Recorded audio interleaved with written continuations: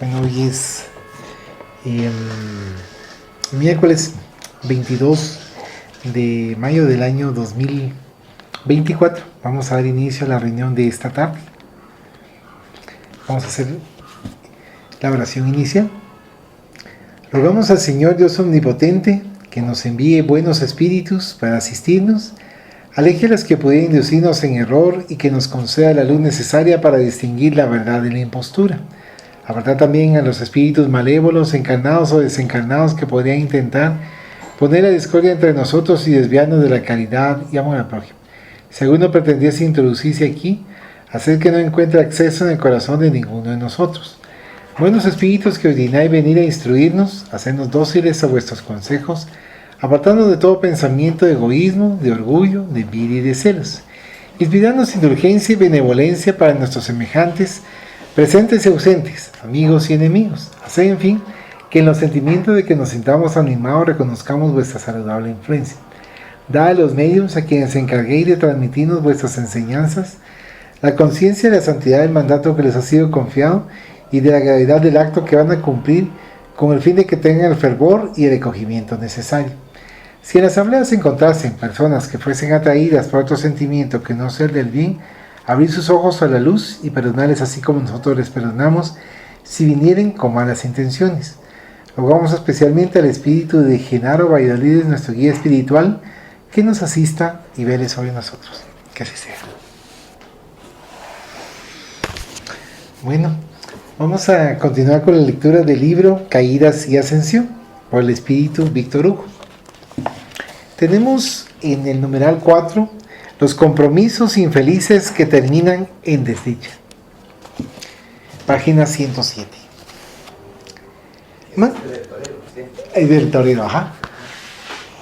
Más de una vez, el desconfiado sacerdote invitó a Santiago Flor y Ruiz a que le hiciera comentarios y le rindiese cuentas de las tareas que le habían delegado.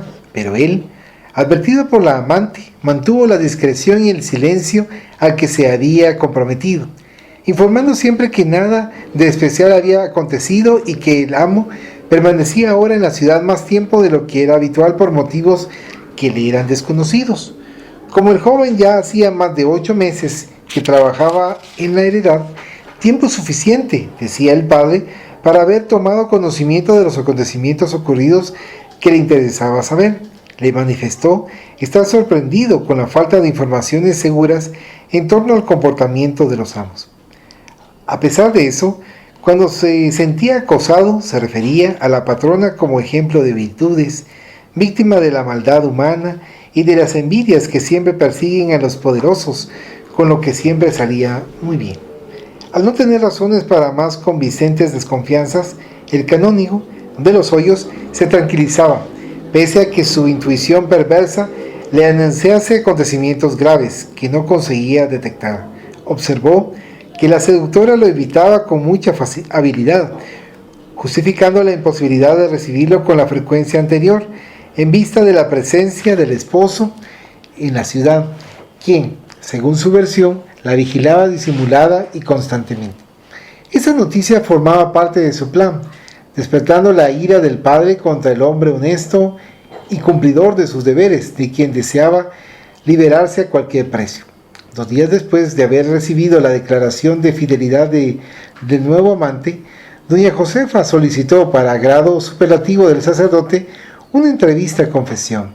Ese era el medio más eficaz para evitar sospechas, ya que estaría en la casa de Dios, de acuerdo a la convención confesional, y delante del pastor a quien revelaba sus pecados, de los que naturalmente era absuelto. El invierno había alcanzado el clímax. La baja temperatura impedía que las personas se trasladasen fuera del amparo del hogar, demandando la calle excepto por necesidades impostergables. En el día y la hora marcados, al caer la tarde, como era habitual, el carruaje de doña Josefa llegó a la catedral, oportunidad esa que le parecía apropiada para las conspiraciones y programaciones terribles. Ella tuvo el cuidado de presentarse seductora porque reconocía la fuerza de la sensualidad delante de los débiles de carácter y de conducta. Deseaba tener al sacerdote a su lado para futuras circunstancias y además recelaba de la ingenuidad y juventud de espíritu de Santiago Flor. Nunca se debe subestimar a nadie o menospreciar sus valores, sus cualidades ennoblecidas o degradantes. En aquel cuerpo joven se estremecía un espíritu vicioso y perverso, cuyas tendencias funestas estaban apenas amortajadas. Si acaso hubiese escogido otro camino, habría superado las fuerzas de las inclinaciones perniciosas refrenadas. Empero, como estaba estimulado por compinches ya adelantados en la usanza de la astucia malvada y de los crímenes escarnecedores y bien tramados, más tarde surgirían como cascadas los recuerdos que en él tomarían cuerpo, tornándolo un rebelde. Le bastaría el detonar de las pasiones salvajes y él se transformaría. Recibida con encomios por el sacerdote, quien proseguía inclinado ante sus meneos y truanadas, la mujer le solicitó los preparativos litúrgicos para que la oyese en confesión, ya que necesitaría las bendiciones del perdón. Tomado de incoercible sorpresa y curiosidad ante aquel pedido, se puso a imaginar cuál habría sido el delito cometido que le exigiese arrepentimiento tan rápido. De este modo, se atavió sin más demoras, se persignó, sentándose en la convencional posición de escucha de las miserias humanas con la arrogancia de ser portador del poder de conceder o no el perdón a los infelices que lo buscaban. Ahora bien, del perdón divino necesitaban ambos, comprometidos en las telas de los crímenes que cometían con el mayor desplante, lejos de los sentimientos de humanidad, de respeto por la vida y por los semejantes. De inmediato, la dama pasó al relato dando otra versión a la conquista del joven Flor. No sé, comenzó con el tono apropiado para causar una fuerte impresión, lo que consiguió. No sé si ya le esclarecí al amado confesor que mi marido es carlista. Ella sabía que el sacerdote era isabelista fanático, pues esperaba recoger buenos frutos de la futura reina. Lo ignoraba totalmente, la interrumpió con cierta rebeldía. ¿Por qué no me lo dijo antes? Finalmente precisamos saber con quién estamos lidiando en estos días muy especiales. Desde luego, me doy cuenta de la gravedad de la conducta de nuestro entonces adversario político. Pero prosigan. Intentó recomponerse y aguardar las noticias que deberían ser muy importantes. Debido a los compromisos que mantiene con otros partidarios del desgraciado don Carlos, prosiguió la infame, a quien viene prometiendo abonar el movimiento, dilapidando así nuestro patrimonio, lo que no debemos permitir que acontezca, obligándome a anticipar nuestros proyectos. Llamé a su secretario a mi habitación y lo ausculté sin palabras, descubriendo que él mismo me desea con ardor de adolescente sin respeto. Aquel Monsalvete infame también está entre sus amantes, prorrumpió en total desaliño emocional. Entonces, ¿ese es el pecado que tiene que contarme pisoteando mis sentimientos? Calma, calma, don Lorenzo, adujo la irresponsable. ¿Cree que si yo lo hubiese traicionado, vendría a suplicarle ayuda para nuestros planes de felicidades futuras? ¿Qué piensa de mí? ¿Supone que me entregaría a un sirviente cuando hay tantos hombres socialmente destacados a mi espera? ¿O piensa que no tengo el verdadero concepto de mi valor? ¿No le parece despreciable esa opinión a mi respecto? Anhelo mucho más, y no me contento con tan poco, conforme en su reverendísima debe de haber percibido.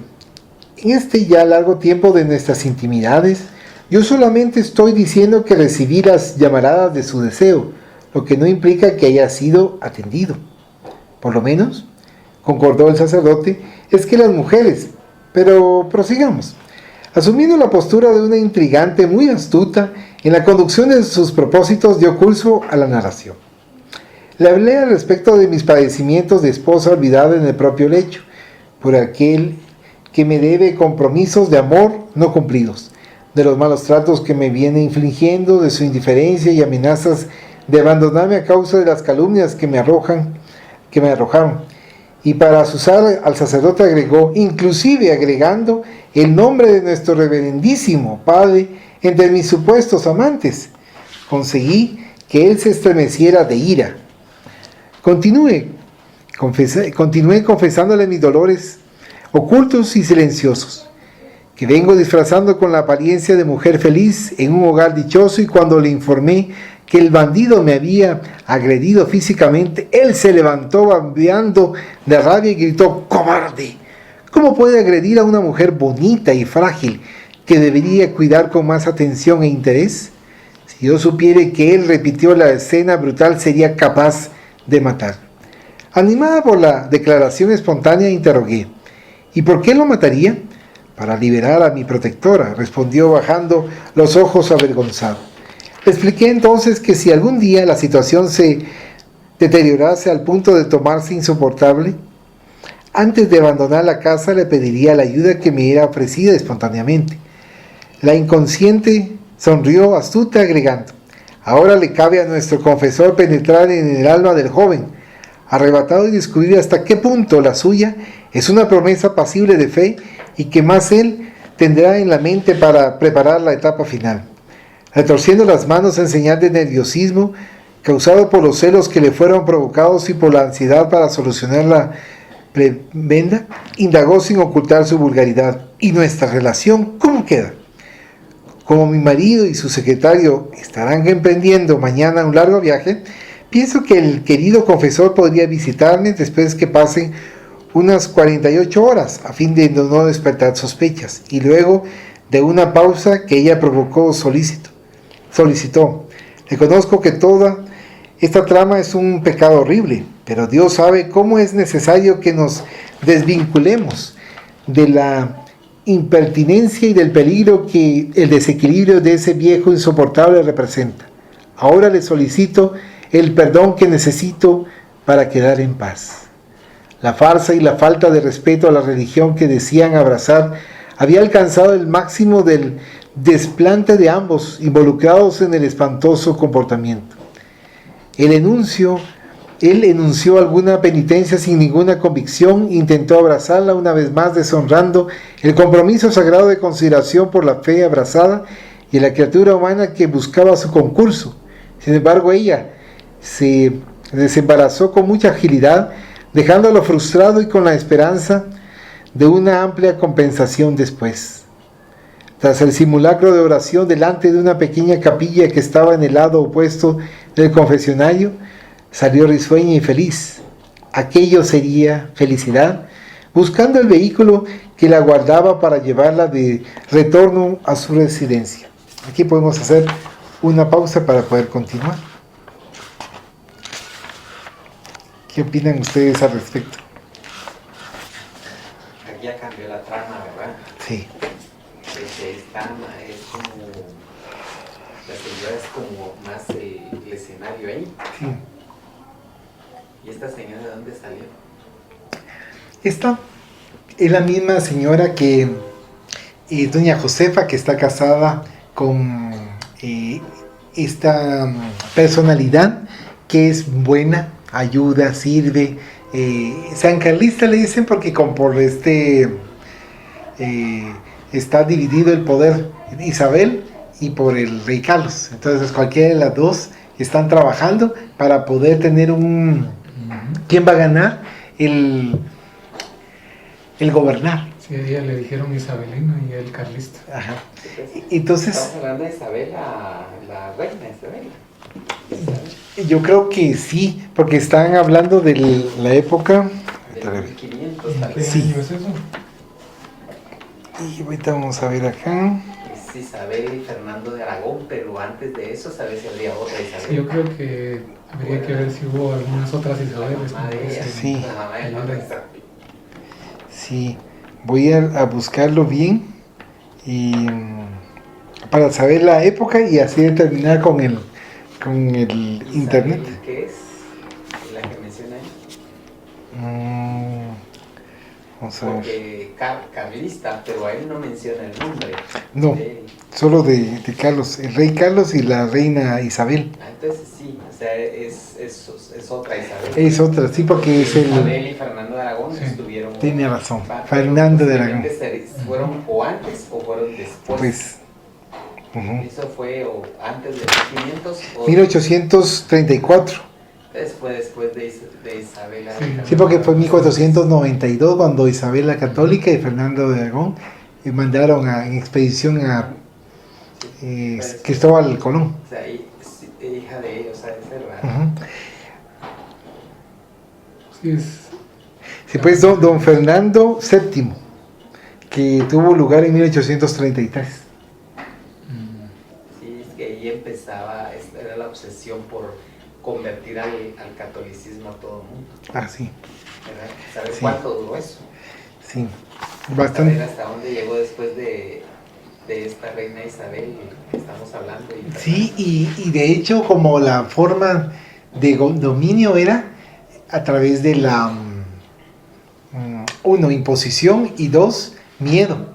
Porque si no, nosotros no nos regimos al gobierno tal, muerte. Y tanto la política como la religión estaban unidas para hacer lo que quisieran. Y en la época sigue funcionando. Lo siguen usando, el miedo también sigue funcionando. Sí, también. Entonces, aquí nos van narrando esta situación en donde ella es bastante hábil. Ella ya tuvo varios acercamientos ya con el jovencito. Esa parte creo que ya no la pudo escuchar, fue cuando se ausentó. Entonces, él se apasionó y se emocionó. Y por eso acá comenta, dentro del un breve paréntesis en la lectura, en donde él, a pesar de verse así como muy tranquilo, muy calmado, tiene en su fuero íntimo una serie de circunstancias que solo es cuestión de poner el primer, activar el fosforazo para que se encienda interiormente. Entonces por eso comentaba de la facilidad y que de hecho así fue como pasó, que ella le comenta a su nuevo amante joven que su marido le hace daño, y entonces él, como mencionaba y narra en esta parte, que dice: yo voy a defenderle a cualquier precio, usted me dice, por ser joven. Entonces aprovecha la manipulación que ella tiene, que ejerce sobre el jovencito y como el sacerdote también, para poder aprovecharse de las circunstancias. Esa parece la Chabela. Sí, a ver, cabal, sí. Entonces, y eso es lo que cabalmente ha pasado. Esta es una historia de las múltiples que han sucedido en las diferentes iglesias, ¿verdad? Por eso, yo creo que también en estas iglesias de Guatemala se descubrieron muchos huesitos de bebés en algunos monasterios, en algunas capillas, y así se han descubierto en diferentes países por los abortos, ¿verdad? Entonces es impactante, y que a la larga uno se va dando cuenta de la serie de aprovechamientos. Y aquí lo que decía, que tanto el sacerdote como la la persona que se estaba confesando, ninguno de los dos estaba entregados al catolicismo, sino que solo apariencias, ¿verdad? ¿Querías hacer un comentario? Sí, había una parte donde el sacerdote, si no estoy mal, se estaba quejando de doña Josefa, y le decía: ese también es su amante, algo así, no me acuerdo exactamente cómo fue. Sí. Entonces, aquí nos podemos dar cuenta de que, bueno, también agregándole a esto, perdón, había otra parte que decía algo sobre agredir y mujer bonita y frágil, ¿verdad? Entonces, en este caso nos damos cuenta de que sí, esta mujer muy linda, muy bonita, pero de frágil nada. Solo era una apariencia, porque esta mujer, digamos, prácticamente estaba, a pesar de la mala intención, de la maldad o la malicia del sacerdote, a pesar de eso, digamos que él tal vez se creía experto, ella lo estaba manipulando también hasta cierto punto. Manipulaba también al esposo y manipulaba al joven también, que lo quería, digamos, tener como que él fuera, digamos, el ejecutor, ¿verdad?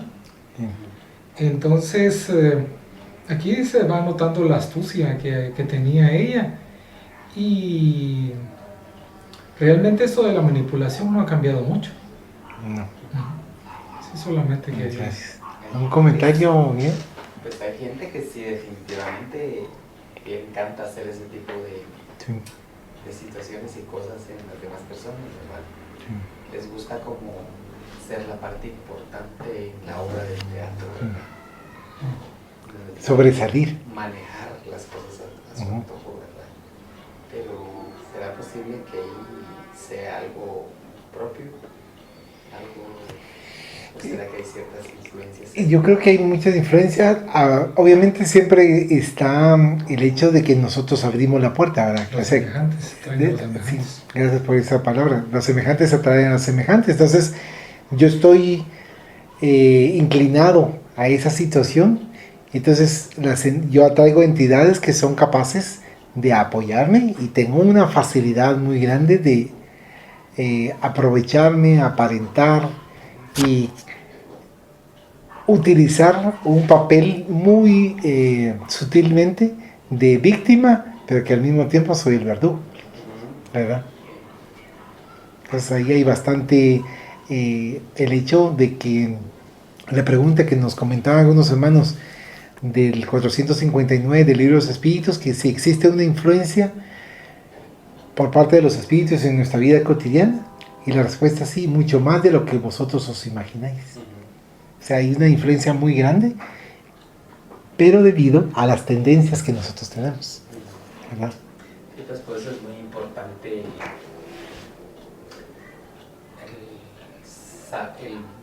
hay un dicho por ahí, no sé de dónde sale, pero sí me acuerdo, del buen actuar, el buen sentir, el buen ver, no sé cómo está, me acuerdo por ahí, Sí. ¿verdad? De que tenemos que estar siempre atentos, ¿verdad? A saber cómo estamos trabajando las cosas, ¿verdad? Sí. Porque pasa, ¿verdad? Que a veces uno la mirada se les desvía por ahí por otro lado.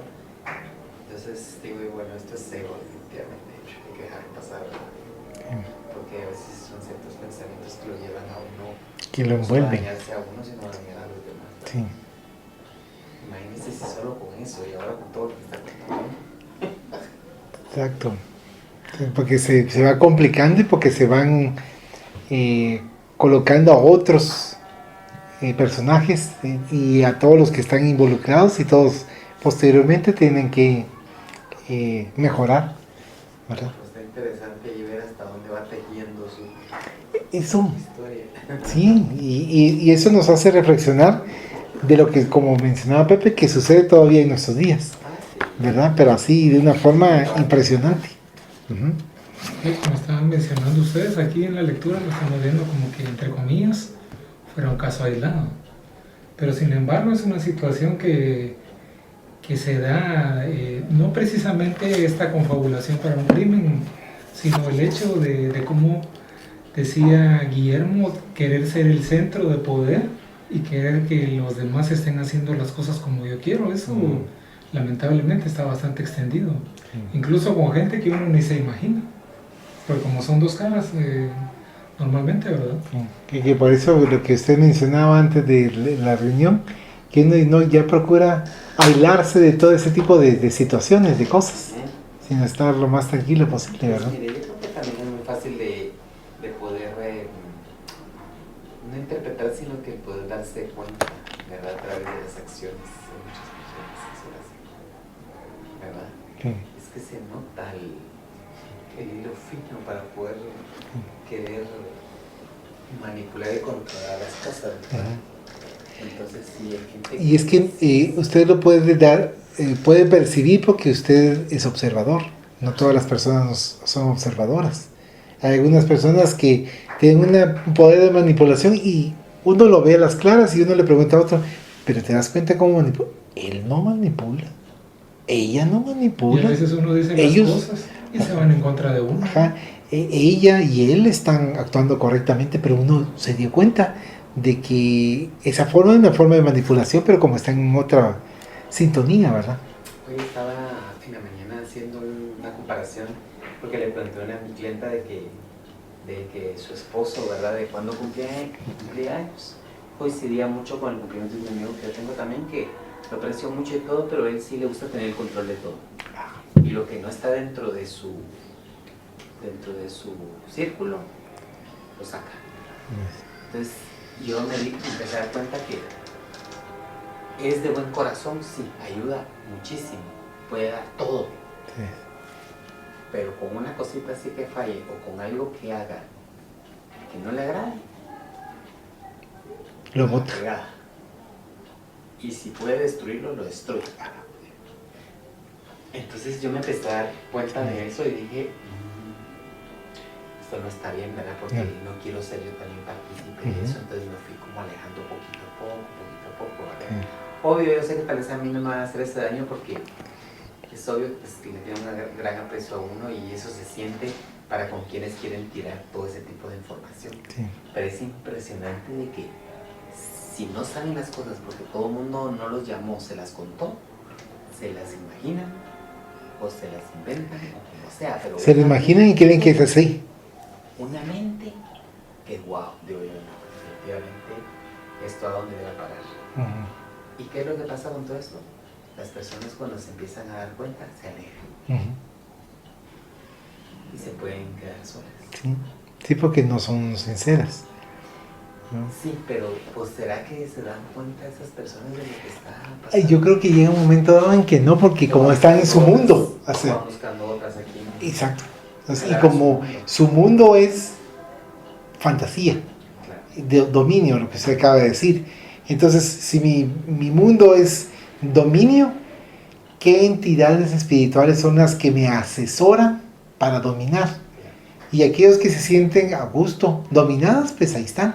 Sí, ¿verdad? Imagínate, necesitan esa parte también, ¿verdad? Porque no tienen como la fuerza, como la voluntad, como el criterio propio y saber tomar decisiones, como para saber a dónde van a dirigir mucho de su vida. Entonces, ¿qué? Voy a pedir un consejo a esta persona para que me ayude, pero ¿hasta dónde? ¿Hasta qué punto realmente les puede ayudar? Porque por ese tipo de inclinaciones y acciones no será bueno lo que puedan orientarnos. Yo pienso que tiene su parte buena también, porque la debe tener, pero yo pienso que está muy mal utilizada. Sí. Porque no vamos a quitarle su... Sí, lo bueno que han hecho, sí, también. ¿Verdad? No se le puede quitar, pero... Mira, aquí entran varias cosas. Entra la ignorancia, ¿verdad? El desconocimiento. Porque muchas veces solo actuamos, como siempre hemos hablado, por impulso, ¿verdad? Entonces, pero a cuenta de que voy a querer manipular el negocio de su vida. Sí, solo por... Si usted es una persona que realmente está preparada y todo el rollo, y pues yo también, pues aquí hay varias cosas, ¿verdad? Porque aunque estemos preparados, siempre va a haber ese tipo de ignorancia, las cosas que desconocemos, que tanto pueden impactar, ¿verdad? De aquí para allá o de allá para acá, ¿verdad? Y ahí viene de vuelta la causa y el efecto, ¿verdad? Sí. No, cabrón. Y evitar mejor ya hacer ese tipo de cosas y como usted bien dice, no le quita el bien que hagan. Pero mire, yo soy tan directo que yo digo las cosas, ¿verdad? Pero ahí mejor me callo porque digo yo, definitivamente si esto está haciendo así, solo se va a ir dando cuenta. Y cuando de repente me mandan unos mensajitos, mira, me dice vi esto, mira, vi el otro, mira lo que descubrí, pero él espera que yo le dé un comentario con respecto a lo que me está mandando. Pero solo le pongo, qué bueno que poco a poco te vayas dando cuenta de las cosas y que por sí mismo las vayas descubriendo. Sí. No quiero hacer ningún comentario porque sé que se va a cambiar de dirección y podría interrumpir parte de ese proceso en donde yo no tengo que meter. Sí. Así lo siento. Sí. Para que se autodescubra. Sí, pero solo a la persona. Sí. Porque el hecho de que yo quiera decirle esto, sí puede generar un impacto en el mensaje que yo estoy dando. Entonces he aprendido a través de los cuentazos y de oírme cómo me estoy expresando, entender de que realmente puedo venir a dañar mucho una mente, es muy fácil. Entonces he aprendido a interpretar tal vez eso en mí, y tener mucho cuidado, donde no hablar, donde no debo. porque a uno se le va la onda, ¿verdad? No, tiene razón. Con todo lo que uno dice, ¿verdad? Y como posiblemente esta señora de la que están hablando ahí tiene un hilo fino para poder Manipular. llevar las cosas hasta donde las quiere llevar y posiblemente lo sabe, ¿verdad? Sí. O son personas que lo intuyen, lo saben, o van buscando a las personas que sí dejan caer como en esa red, ¿verdad? Y que saben que son manipulables. Entonces, las personas manipulables las aprovechan. Sí. ¿Verdad? Vamos a continuar con la lectura. Dice acá: al día inmediato, don Lorenzo buscó un contacto con el lacayo de don Fernando, sin tener éxito, puesto que el joven se encontraba en los preparativos del viaje que habría de demorar un poco más de 2 semanas y los arreglos eran numerosos. Continuó pensando en el desplante del estúpido, en ambicionar a su presa, aquella a quien él recomendara rondar. Sería lo mismo que pedirle a la leona hambrienta que cuidase de los hijitos recién nacidos de la gacela. Era lo que estaba aconteciendo. En vez de vigilar a la irresponsable, se postulaba también a ser uno de los escogidos. Después de reflexionar un poco más y de sorber una copa de buen vino seco, consideró a media voz: eso no quedará así, empero cada cosa en su momento apropiado. Después de haberlo involucrado en el crimen, será mucho más fácil descartarlo también. Finalmente se trata de un pobre miserable, de quien el mundo difícilmente sentiría su ausencia. El sacerdote, que engordaba a ojos vistas, se tomó el abdomen, que ya era voluminoso, pese a que aún estuviera con 45 años, y se sintió sereno, dando prosecución a sus quehaceres habituales.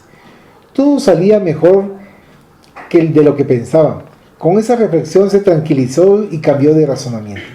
Don Fernando, lejos de sospechar la tragedia que estaban urdiendo, viajó con su valet de confianza, ahora transformado en halcón vigilante contra su presa. El viaje del caballero se justificaba en razón de ser propietario de grandes tierras en aquella y en otras provincias, y por aquellos días para mantener también contactos políticos con otros carlistas, ansiosos por el destino del país, que oscilaba en las hábiles manos de los intrigantes de la corte venal en un periodo de transición y de incertidumbre. Debido a la convivencia con el auxiliar, que se destacaba entre los demás fámulos por su irradiación magnética y juventud, agilidad mental y demostraciones de fidelidad, el hombre noble terminó por confidenciarle algunas de las posiciones que venía adoptando, especialmente en relación a la prometida colaboración financiera para el partido al que se había vinculado. De esa forma, el joven traidor quedó más o menos a la par de los planes del benefactor inocente, uniéndose de instrumentos que podían contribuir para el éxito de la trama que la amante había iniciado, involucrándolo con ardidez. En cuanto los otros auxiliares seguían a caballo, él era convidado a acompañar al amo en la intimidad del carruaje, inicialmente con la finalidad de protegerlo en caso de alguna trampa desencadenada por los asaltantes de las carreteras, que entonces pululaban por todas partes, después tornándose casi una necesidad de compañía para el noble señor, quien se divertía oyéndolo, que también conversaba con él jovialmente. Muchas veces traemos al destructor de nuestros sueños y anhelos a nuestro lado, vitalizándolo con nuestra irrestricta confianza, en cuanto él cobardemente se prepara para aplicar el golpe infame de su daga afilada. En ese ínterin, 2 noches después de iniciado el viaje del esposo, conforme le había prometido al desatinado sacerdote, doña Josefa lo recibió para una cena de acuerdo con los hábitos anteriores, de forma que la permanencia del religioso en su mansión despertase menos sospechas. Además, en la declinación moral en que se encontraba, ella mantenía la actitud infeliz de fingir que era honesta en cuanto a las personas. Servidores y amigos, a su vez, también fingían creer en su honradez. Aquel era un escenario donde se disputaba la conquista de un bello papel para ser protagonista, siempre que cada personaje mejor vistiera la indumentaria que le correspondía, ajustándose a ella con perfección. Ese simulacro de conducta social aún permanece entre las personas no identificadas con la responsabilidad moral que les cabe. El sacerdote no cabía en sí de satisfacción al lado de la mujer codiciada y ante la mesa abundante que tanto lo complacía, interesado en ambos placeres, el de la comida y luego el del sexo. Se entregaba a la primera como si fuese víctima de un inclemente tormento. Alimentándose con voluptuosidad y voracidad, traducía la predominancia de los instintos primarios que lo retenían en detrimento de las emociones elevadas que deberían caracterizar.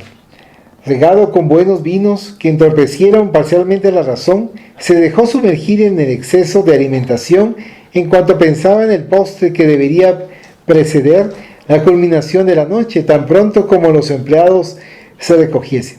Sin embargo, vivenciando las sensaciones serviles del nuevo amante, la insensible Mesalina procuró embriagar al sacerdote, que ya no la seducía como antes, de forma que su visita se transformara en un fracaso para él. Conociendo su debilidad por la buena comida, y principalmente con los vinos finos, lo estimuló al abuso de tal forma que a la hora del licor digestivo él no conseguía mantenerse en una postura de equilibrio.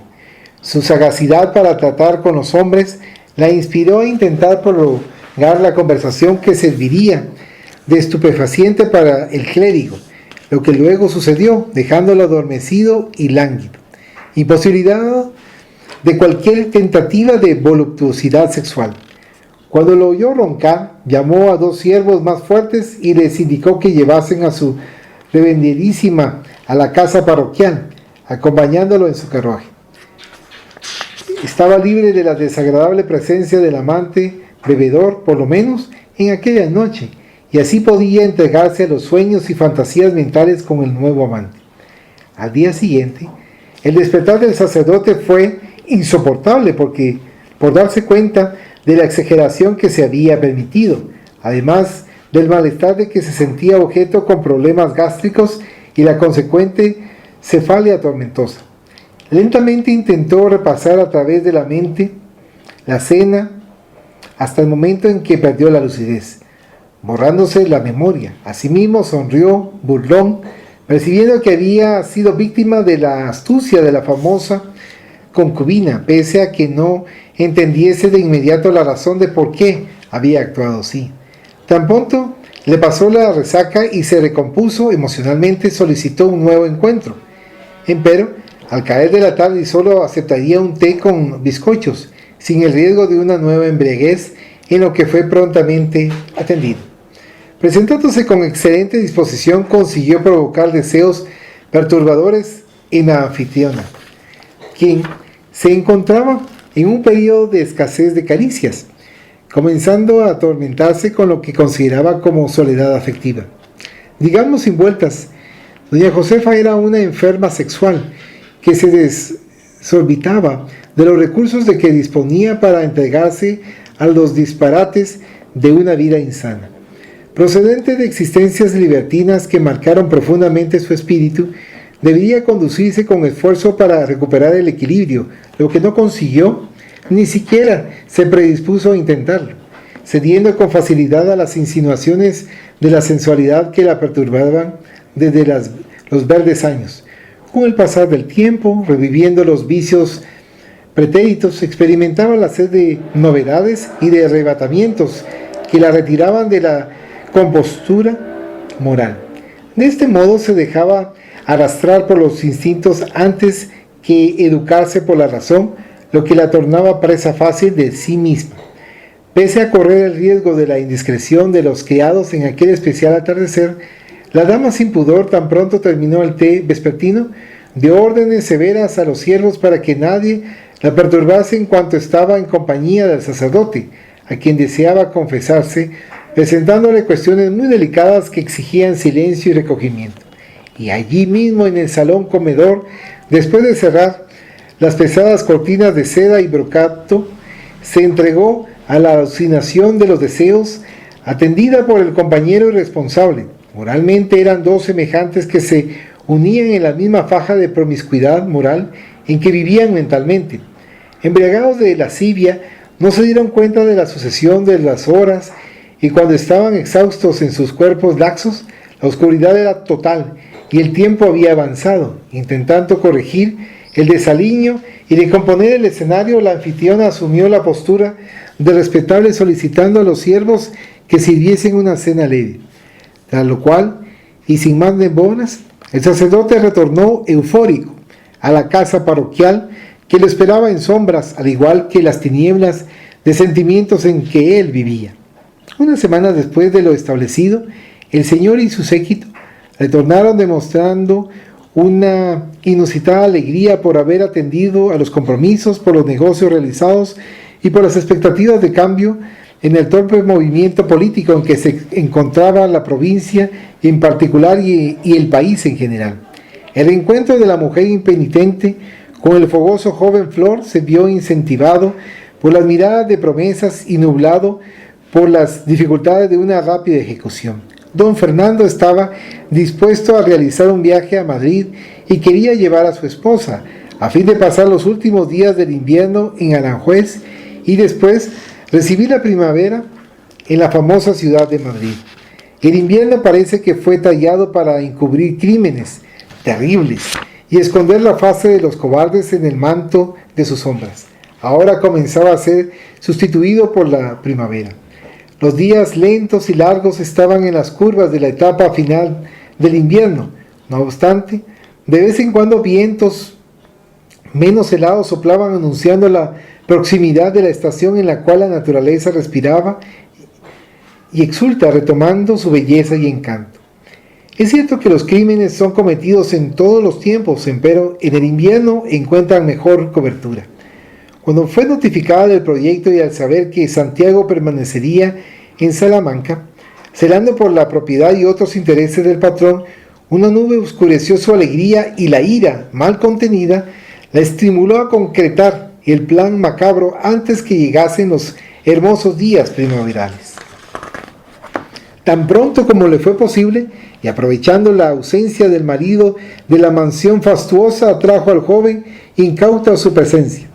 Atormentado por los deseos que sentía por la seductora, no demoró en hacerlo, y tan pronto se aproximaron, sin el menor respeto se entregaron a la lujuria, en elocuente testimonio de alucinación y perversión de los sentimientos. Él le manifestó cuánto sufrió la falta de ella durante aquellos días que parecían interminables, en cuanto que ella, no escondiendo el júbilo por los placeres que experimentaba, también le susurró al oído las angustias que la atormentaron durante su ausencia. Eran torpes criaturas del mismo jaez, pertenecientes a idéntico nivel de villanía.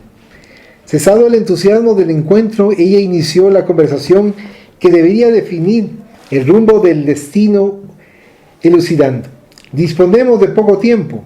El infame desea viajar a Madrid en un viaje prolongado, en el cual estaremos separados y no sé lo que me sucederá. Temo que se trate de una trampa para poner fin a mi existencia o crucificarme de alguna forma.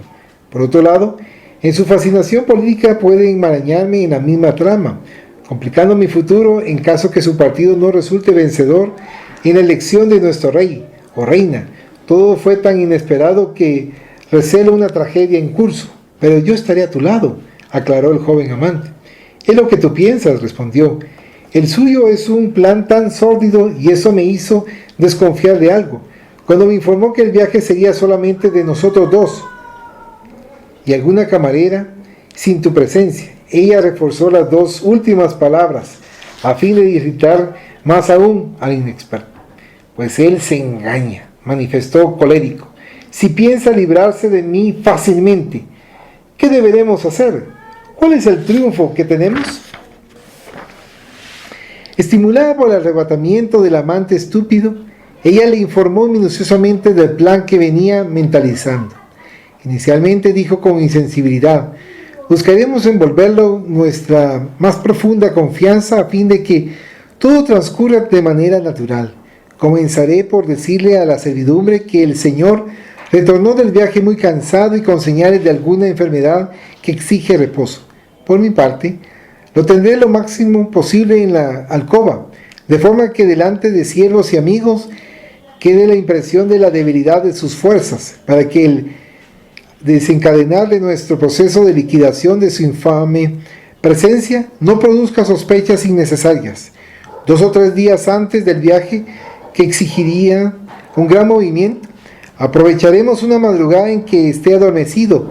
De esa parte, yo me encargaré con cierta medicina somnífera aplicada en un té, y tú lo asfixiarás con una de nuestras almohadas.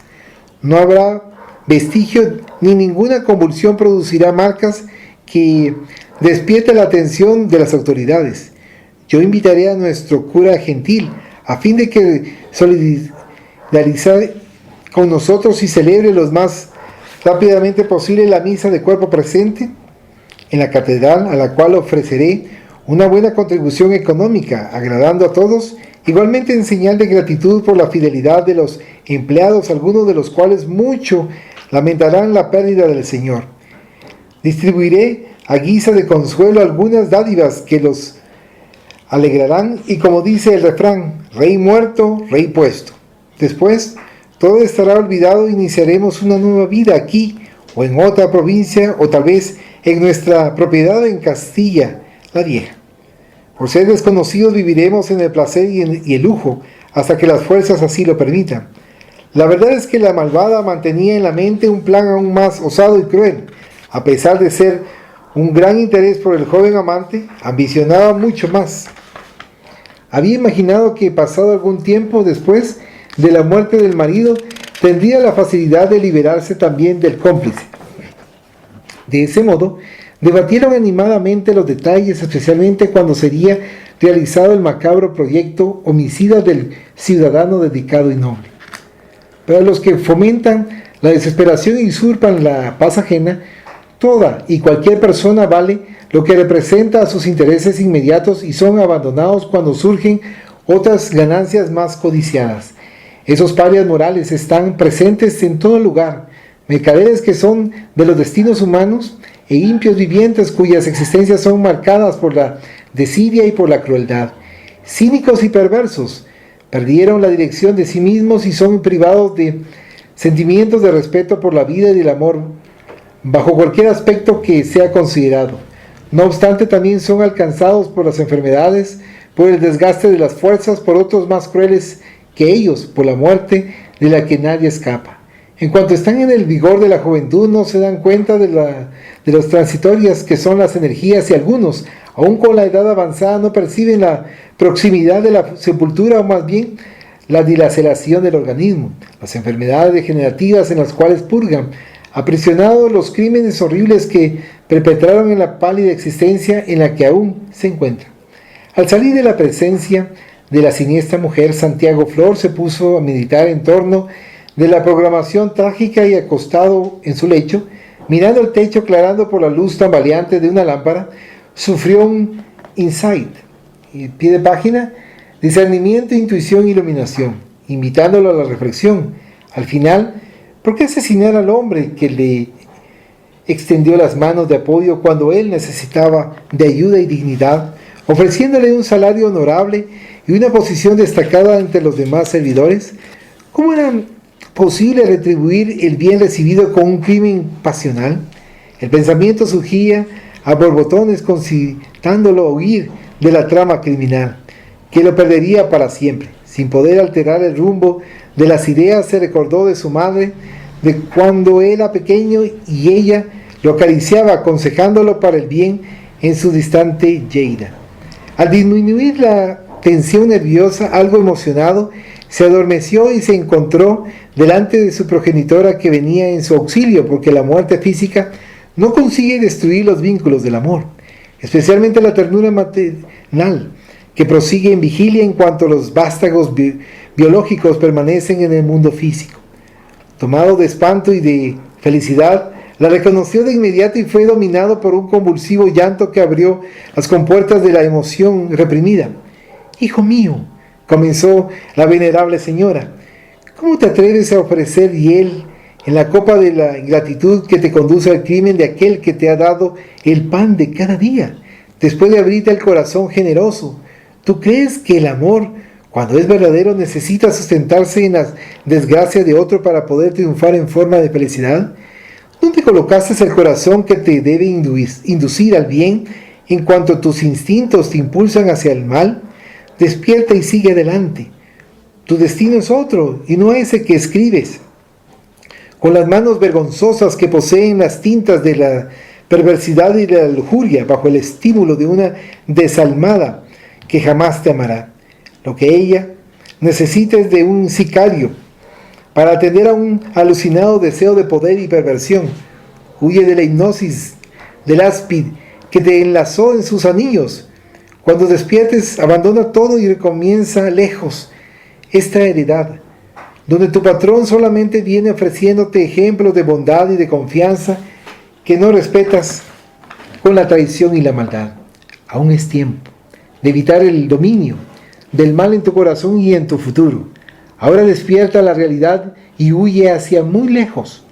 Perderás el trabajo y la amante, que te abandonará con certeza más tarde, pero ganarás tu prosperidad real, tu futuro. Despierta.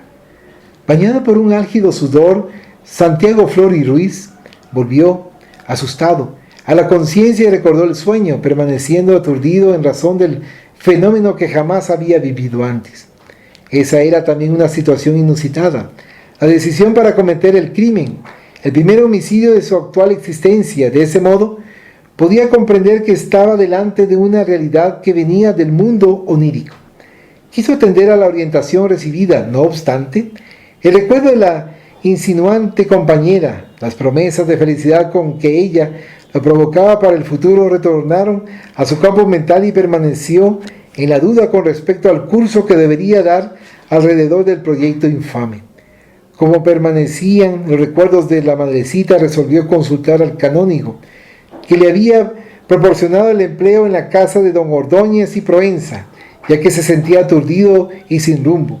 Es cierto que no confiaba en el sacerdote y sí en la religión que él representaba y en la vida de toda persona.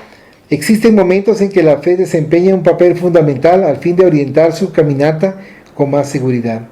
Creía que el sacerdote, al delegarle las tareas que le encomendó como vigía de la señora y del amo, debería tener razones que escapaban de él para proceder así, no influyendo en su condición de representante de Dios en la tierra, conforme era considerado por las personas y poseedor de ese privilegio. Podía auxiliar en aquel momento de perturbación y duda.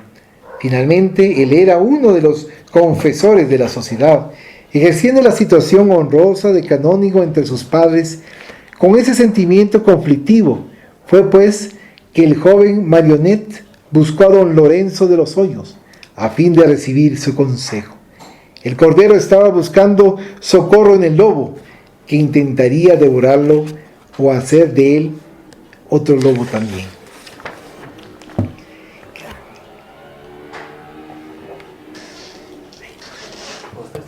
Claro que sí. Adelante, por favor. ¿Algún comentario, Pepe? Cuando empezaste a leer ahorita, miré que había una mujer blanca con ropa negra. Y ella estaba sacando la lengua, pero no estoy seguro si fue en señal de seducción o si fue en señal de burla. Eso no logré verlo bien. Y entenderle. Y en base a la lectura, ¿quieres hacer un comentario? Gracias también por la evidencia que nos compartís. Ahorita todavía no me viene algo. Nos podemos analizar y pensamos cabalmente, ¿verdad?, cómo se va dando la trama. Aprovecha que su marido se va, ahí han acordado 2 semanas para ir a ver las tierras y para ver la parte política. Primero simplemente no quiere estar con el sacerdote, entonces sabe cuáles son sus debilidades, la buena comida y el buen vino. Y ahí lo hace que caiga y sus siervos lo retornan a la casa parroquial. Cuando él se pone a analizar, que fue bastante astuta, pero que en esta ocasión iba a pedir que tomase solo el té y unos bizcochos, porque sabe de su debilidad con respecto a la buena comida y al vino, pero también su segunda debilidad de estar con ella, ¿verdad? Esa situación en la cual menciona y cómo en determinado momento lo va envolviendo, porque es una forma de envolver, de capturar su atención, ¿verdad? De tenerlo a su dominio. Posteriormente, cuando ya viene su esposo, viene joven y le da a conocer a su esposo que van a ir unos días a Madrid a descansar, a reposar, a recuperar fuerzas. Y entonces, ¿cómo es eso de lo que platicábamos de la habilidad de las personas de cambiar la versión? O sea, este esposo que procura ser lo más honesto, lo más correcto, trata la manera de hacerlo justo, mientras que ella se quiere deshacer completamente de él y quiere poseer los bienes materiales y utilizarlos a su sabor y antojo. Entonces es cuando ya analiza la situación de qué es lo que se va a hacer. Le da a conocer al jovencito, después de la relación que tuvieron íntima, qué es lo que tiene que hacer, porque es una traición y quiere hacerle algo el esposo. O sea, esa manipulación que platicábamos, ¿verdad? De utilizarlo para que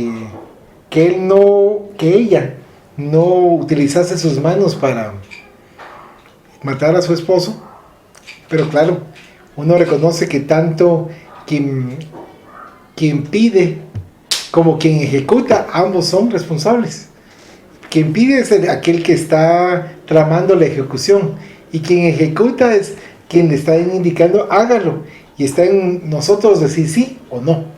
Nadie nos está poniendo, qué sé yo, a veces decimos un cuchillo en el cuello para que lo hagamos, pero está en nuestra responsabilidad y está en nuestro análisis si lo hacemos o no. Pero cómo se van suscitando todos estos acontecimientos, porque obviamente el mandamiento que nos manifiesta Moisés en no matarás, entre los 10 mandamientos, viene, y cuando descansa él, su cuerpo físico, el jovencito, viene su mamá y le dice: no hagas eso, mejor vete, aléjate, huye, vas a perder tu trabajo, vas a perder eso, pero vas a estar en paz. Que era lo que platicábamos antes de la reunión. O sea, ¿y de qué nos va a servir unos momentos de alegría si después vamos a tener años de tormento, pero así increíbles? Entonces acá le dan la oportunidad a quien fue su progenitora en esa encarnación, para hacerle abrir sus ojos, para que pueda entender, para que pueda valorar a su jefe, que ha sido siempre atento, que ha sido muy amable, y cómo es posible de meterle un cuchillo en la espalda a alguien que nos colabora y nos apoya. Entonces, al despertar, uno se imagina cómo él despierta así emocionado, llorando, y que sí tenía razón mamá, pero que al mismo tiempo el dominio de esa como hipnotismo que da la amante, que piensa más en la buena vida que van a tener juntos a actuar correctamente, pero también dentro de esos tormentos creyendo que el padre es correcto en cuanto para poder dirigir a sus ovejas. Entonces va a ir con él, según la lectura, para confesarse, que le oriente, que le diga qué significa eso del sueño, qué hacer, porque su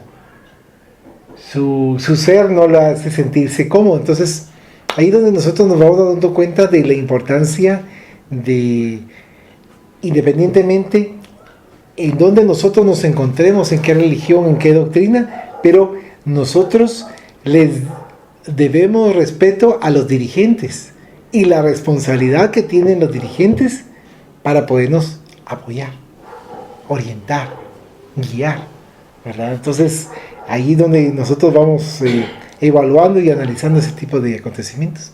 ¿Hay un comentario? ¿Ya? ¿No? Al final había una parte que mencionaba que era llevar al cordero. No me acuerdo si era el cordero hacia su... hacia, digamos,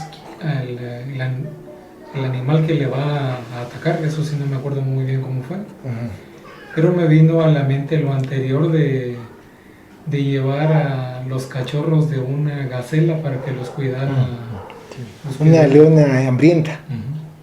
O sea, no es posible. O sea, esa tentación es muy grande, ¿verdad? Bueno, entonces finalizamos la lectura de esta noche del libro Caídas y Ascensión.